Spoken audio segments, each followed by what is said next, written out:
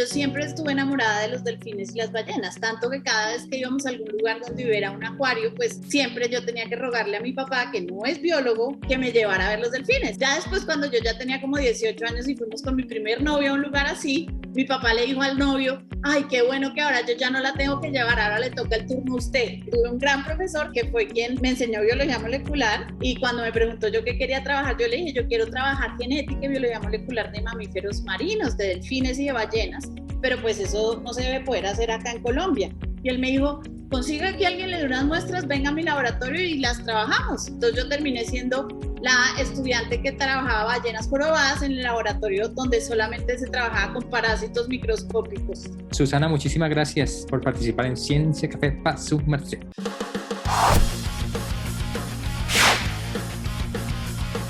Bueno, cuéntanos ahorita tú qué estás haciendo. Yo estoy dedicada a buscar material genético, ADN en el agua. Cuéntanos cómo así como ADN en el agua. Resulta que todos nosotros y todos los organismos vivos, todo el tiempo, estamos botando células y liberando nuestro material genético al ambiente. Uno no lo piensa. Y los animales, cuando están en el campo, cuando están en el agua y orinan y defecan y alguien los muerde y les sale sangre, todo eso, queda ese material genético, ese ADN en el ambiente, queda en el agua. Y si uno tiene una manera de pescar ese ADN, pues uno puede saber qué animales están ahí. O sea que ese ADN que estamos soltando todo el tiempo no se daña inmediatamente, o sea, como no se, sino que hay intacto más o menos por cierto tiempo. Va a quedar ahí entre horas a días. Incluso, todo va a depender de las condiciones del agua, por ejemplo. Por ejemplo, en agua de mar aparentemente dura más que en agua de río.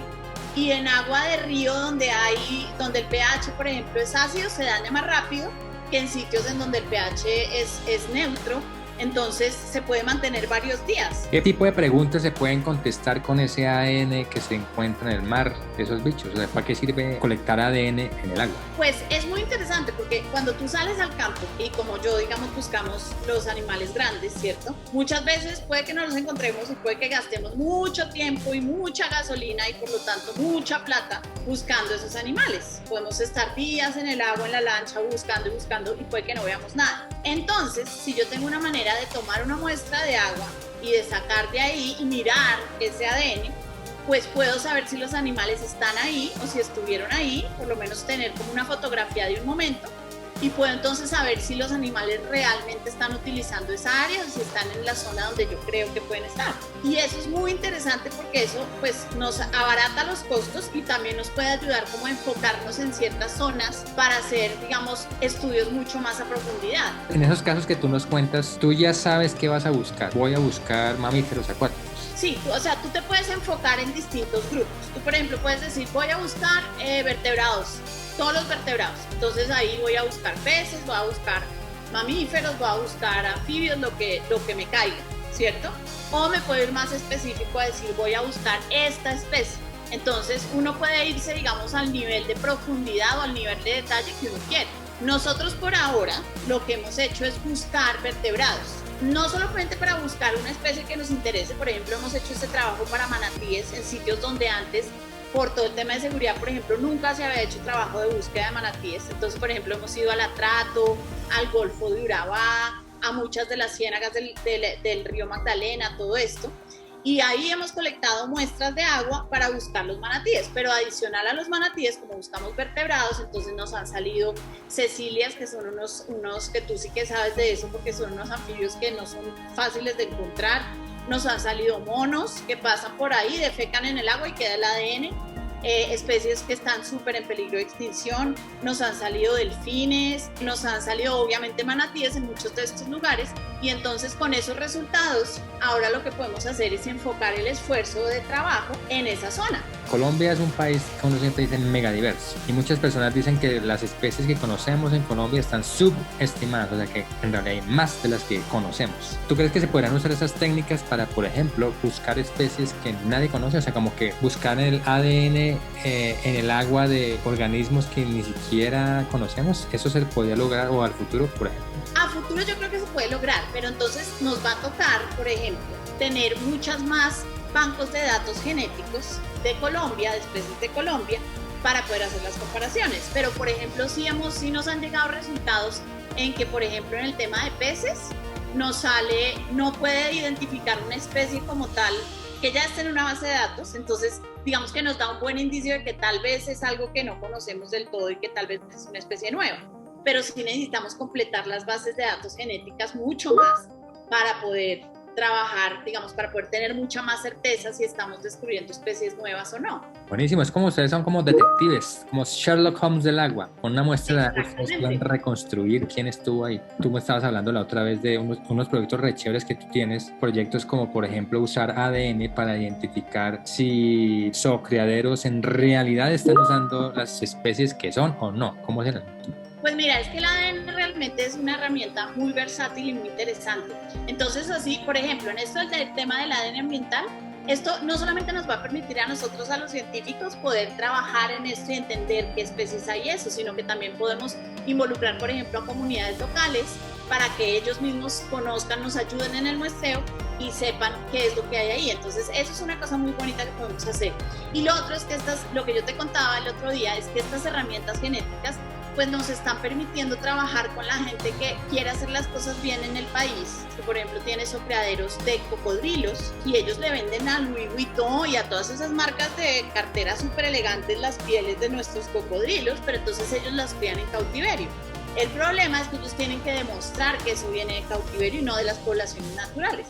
Entonces nosotros podemos hacer pruebas de genotipificación, que es básicamente poder identificar la huella genética de cada individuo de los zoocriaderos y así podemos decirle a los clientes, esta piel que usted está comprando vino de este papá y de esta mamá que está en el zoocriadero. Cada vez que decomisan animales, por ejemplo, entonces aletas de tiburón, tortugas que han sido sacadas de su hábitat, nos llaman, muchas veces nos llama la policía para que les ayudemos a poder identificar de dónde vienen esos animales, de dónde sacaron esas aletas. Incluso si los animales están vivos, eso puede ayudar para saber a dónde los pueden devolver a su hábitat. Incluso tú has trabajado también en descripción de nuevas especies. ¿Cómo fue el asunto de la matamata? Uy, la matamata fue increíble porque nosotros estábamos haciendo una tesis de maestría con uno de mis estudiantes y estábamos encontrando, y fue por idea también de un investigador, muy amigo mío, Carlos Lazo del Instituto Humboldt, que él dijo, yo tengo como un pensamiento que esta tortuga del Amazonas y del Orinoco pueden ser especies diferentes. Entonces yo le dije, no, pues dame unas muestras, y empezamos a mirar y genéticamente sí había bastante diferencia.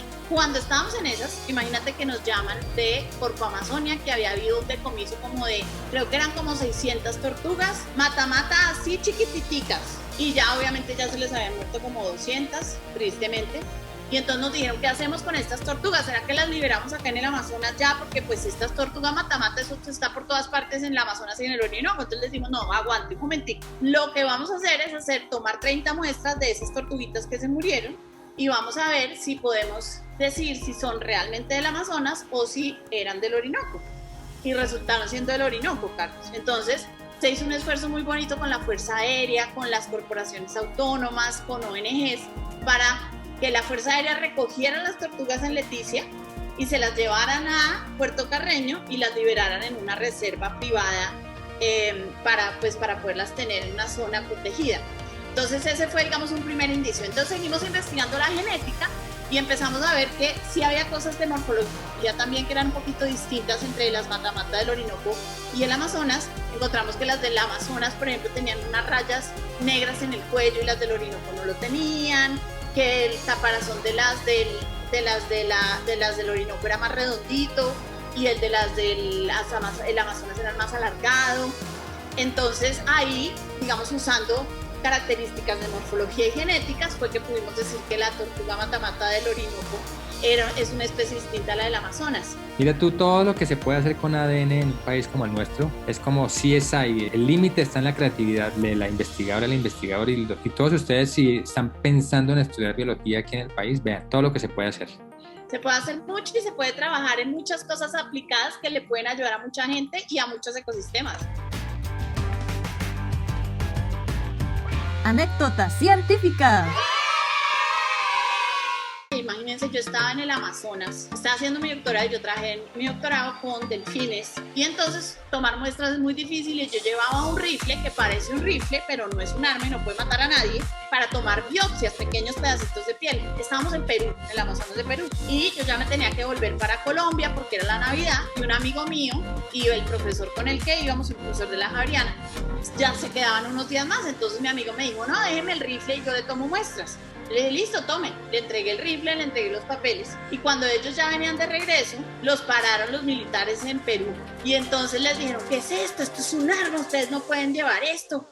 No se puede, ¿qué es esto? Se la vamos a decomisar. Claro, los tipos eran unos corruptos y lo que querían era que mi amigo les diera plata para que les devolvieran el rifle. Entonces mi amigo dijo, no, voy a pasar aquí al otro lado de Leticia a traer la plata del cajero. Obviamente mi amigo estaba muerto del susto, dejó el rifle allá. Y entonces el profesor cuando se volvió, tenía un amigo que era como un alto teniente, coronel algo de las Fuerzas Armadas del Perú, llevaron una carta de ese teniente y lograron que les devolvieran el rifle. Pero lo peor de todo, Carlos, es que yo nunca conté nada de esto en mi universidad en Nueva Zelanda, porque imagínense cómo sería el escándalo, que yo dejé ese rifle que valía como $8,000 por allá botado y que casi lo botan al río los militares. Entonces yo no dije nada y mi mamá fue a visitarme un día y fuimos a comer a la casa de mi profesor. Y mi mamá, no, es que eso fue terrible cuando se quedaron con el rifle en Perú y yo le pegaba patadas por debajo de la mesa a mi mamá. Y yo, y mi profesor era, ¿cuál rifle? ¿qué? ¿Pero qué pasó? ¿Cuándo? Susana, ¿pero cuándo fue eso? ¿Tú no me das cuenta? Yo, no, es que no pasó nada, mi mamá, yo no sé de qué está hablando. Susana, muchísimas gracias por haber participado en Ciencia Café. Ciencia para su merced.